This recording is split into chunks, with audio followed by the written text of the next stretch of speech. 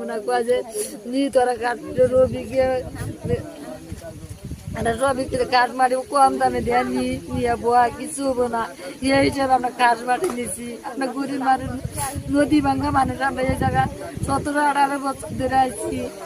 আমার পরে ছোয়ালি টোয়ালি দিয়া করাই আর বউ বলা নেন ওদের মনে